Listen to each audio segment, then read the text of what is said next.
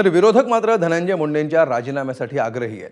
मुंडेंनी राजीनामा द्यायलाच पाहिजे अशी मागणी विरोधी पक्षातील नेते आणि अंजली दमानिया यांनी सुद्धा केली आहे। पाहूया। कायदा सगळ्यांसाठी समान आहे हे खोटं बोलतायत ना। एक साधा गुन्हेगार त्यांना पकडता येत नाही गृह खात्याला, त्यांच्या गृहमंत्री म्हणून, तर तुम्ही बीडमध्ये जाऊन हारतुरे कसले स्वीकारताय, सत्कार कसले करून घेताय? सुरेश धस आणि देवेंद्र फडणवीस यांचे हात मिळवणे, त्यांच्या पक्षातला तो व्यक्ती होता आणि मंत्रिपदाचा राजीनामा जसं मुख्यमंत्री म्हणाले त्यांना घ्यायचा अधिकार आहे तो त्यांनी घ्यावा। पण नुसती आता टोलवाटोलव सुरू आहे।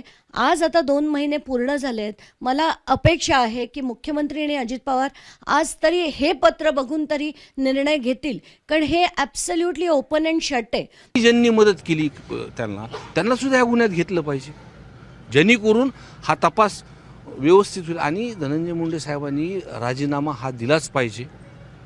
फास्ट ट्रॅकवर आणून हे सर्व तपास करून जे काही गुन्हेगार आहेत, पोलीस यंत्रणा मोकळ्या श्वासात त्यांना काम करायचं, त्यांना हे भेटेल त्यांनी राजीनामा दिल्यानंतर, आणि हे गुन्हेगार फाशीवर चढवले पाहिजे। एबीपी माझा, उघडा डोळे बघा नीट।